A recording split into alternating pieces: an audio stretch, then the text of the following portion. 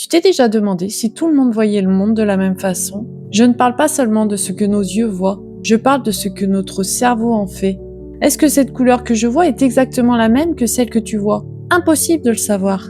Mais il y a une chose dont je suis presque certaine. Nous ne vivons pas tous la même réalité. Pourquoi? Parce que nous ne regardons jamais le monde de manière neutre.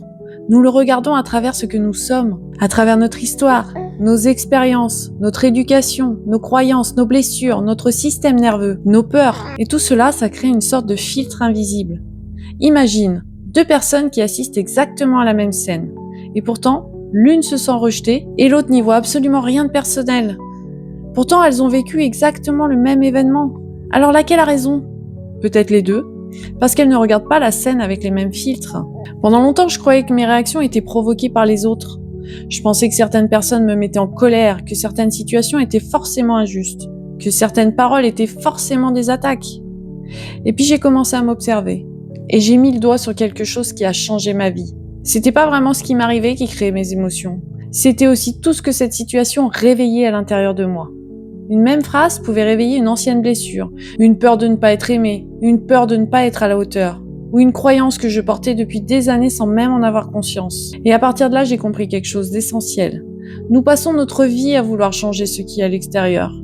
Les autres, notre travail, nos relations, nos circonstances. Alors qu'une grande partie de notre souffrance vient de la manière dont nous interprétons ce que nous vivons.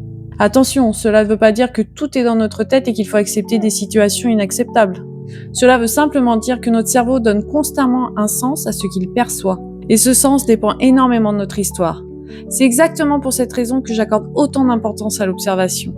Observer, ce n'est pas se juger. Ce n'est pas chercher ce qui ne va pas chez soi. C'est devenir curieux. Se demander pourquoi est-ce que cette situation me fait autant réagir? Pourquoi cette remarque me touche alors qu'une autre personne l'aurait oubliée en 10 secondes? Qu'est-ce que cela raconte de moi? Parce que le jour où tu observes tes filtres, tu arrêtes progressivement de croire que chacune de tes pensées est une vérité absolue. Tu comprends que tu vois le monde à travers ton propre fonctionnement. Et ça, c'est le début de la liberté. Parce que si tes filtres ont été construits au fil de ta vie, ils peuvent aussi évoluer, petit à petit, avec de la conscience, avec de nouvelles expériences, avec un système nerveux qui retrouve de la sécurité. Alors aujourd'hui, j'aimerais te laisser avec une question.